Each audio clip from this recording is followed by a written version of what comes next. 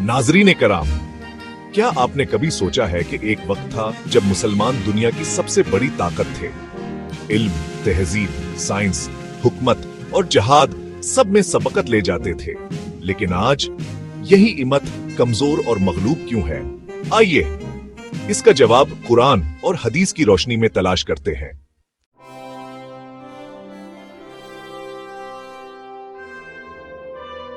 अल्लाह ताला ने कुरान में फरमाया, वातसिमू बिहब्लिल्लाहि जमीआ वला तफर्रकू, सब मिलकर अल्लाह की रस्सी को मजबूती से थामे रहो और तफरका न डालो। लेकिन आज हमने कुरान की इस तालीम को भुला दिया। कौमियत, सियासत, जबान और फरकावारियत ने हमें तकसीम कर दिया है। नतीजा ये है कि दुश्मन हमें एक एक करके कमजोर कर रहा है।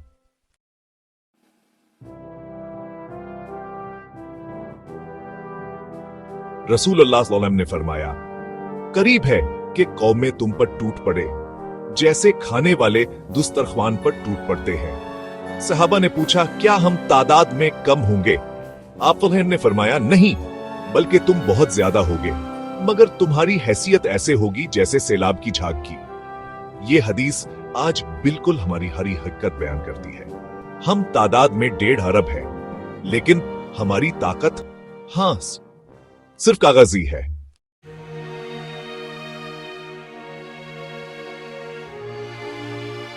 रसूलुल्लाह सल्लल्लाहु अलैहि वसल्लम ने फरमाया, जब तुम दुनिया से मोहब्बत करोगे और मौत से डरने लगोगे तो अल्लाह तुम्हारे दुश्मन के दिलों से तुम्हारा खौफ निकाल देगा और तुम्हारे दिलों में कमजोरी डाल देगा।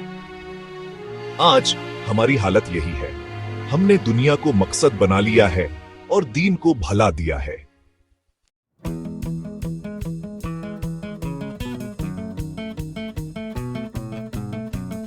कुरान बार बार इल्म की अहमियत पता है। हल यस्तवी लजीना यालमून वल्लजीना ला यालमून, क्या जानने वाले और ना जानने वाले बराबर हो सकते हैं? लेकिन आज हम इल्म, साइंस और टेक्नोलॉजी में पीछे हैं। जिन चीजों की बुनियाद हमारे आबा व अजदाद ने रखी, आज वही मगरिब इस्तेमाल कर रहा है और हम सिर्फ कंज्यूमर्स बन गए हैं।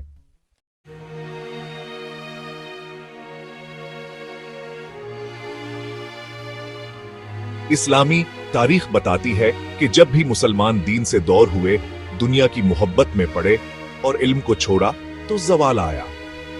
इमाम इब्न खल्दून ने भी अपनी अल मुकदमा में लिखा कि कौमों की इज्जत और जिल्लत उनके दीन और अखलाक पर मुनहसर होती है।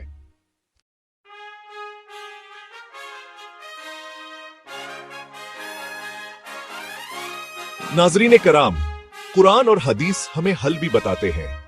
इत्तेहाद, फर्कों और कौमों में न बटे, ईमान की तजदीद, कुरान और सुन्नत पर अमल करें।